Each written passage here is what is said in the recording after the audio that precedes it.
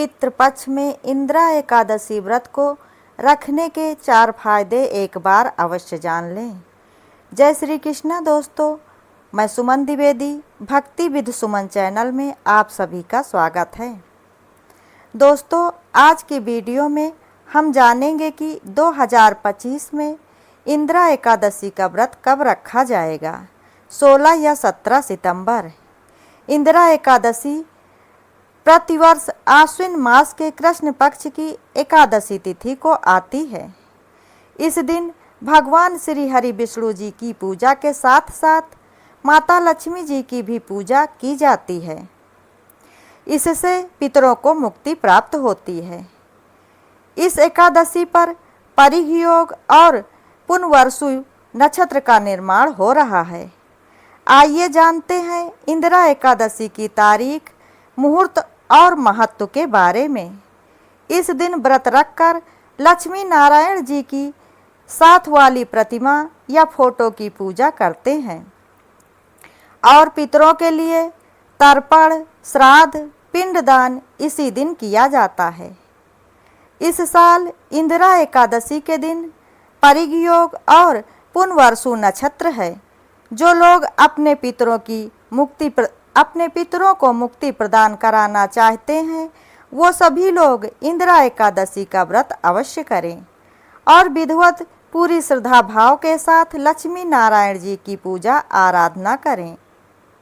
इंदिरा एकादशी का व्रत करने से व्यक्ति के पितरों को अधोगति से मुक्ति मिलती है और उनको यमलोक की यातनाएं भी नहीं सहनी पड़ती हैं।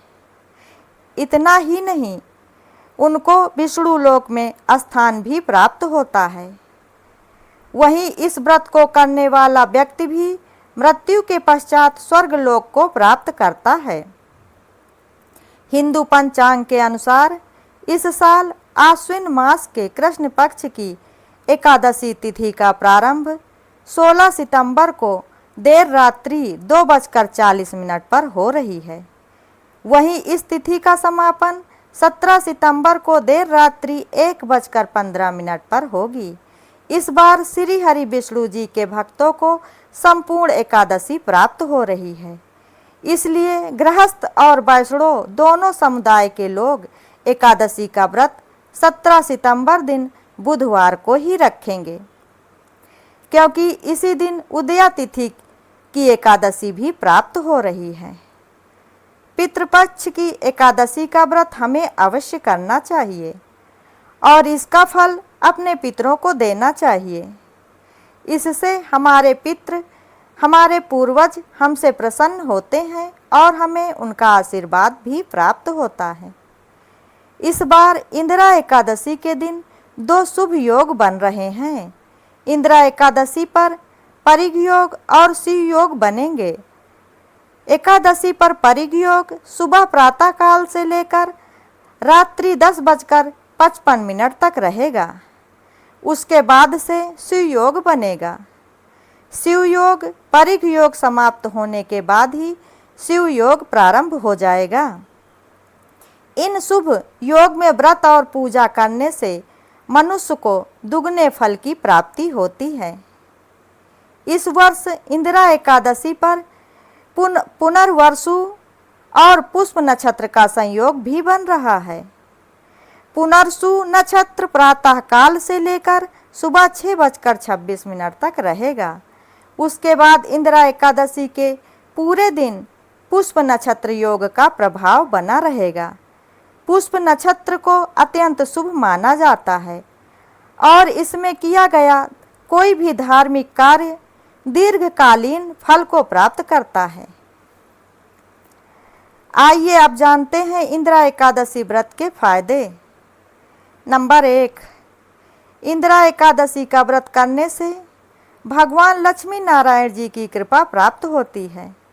इससे वह अपने भक्तों को हर प्रकार के पापों से मुक्ति प्रदान करते हैं। नंबर 2, इंदिरा एकादशी के दिन व्रत और पूजन से भक्तों को मोक्ष की प्राप्ति होती है तथा इस व्रत को करने वालों को जीवन के अंत में स्वर्ग में स्थान प्राप्त होता है। नंबर 3, यदि आप अपने पितरों को अधोगति से मुक्ति दिलाना चाहते हैं तो इंदिरा एकादशी का व्रत अवश्य करें।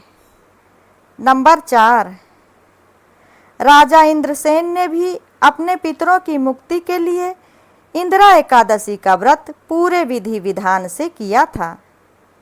इस व्रत को करने की विधि नारद जी ने उनको बताई थी। दोस्तों, यदि आप लोगों को ये जानकारी पसंद आई हो तो वीडियो को लाइक, शेयर, कमेंट जरूर करें और ऐसी ही ज्ञानवर्धक और धार्मिक जानकारियों एवं कथा कहानियों के लिए चैनल को सब्सक्राइब करें। धन्यवाद।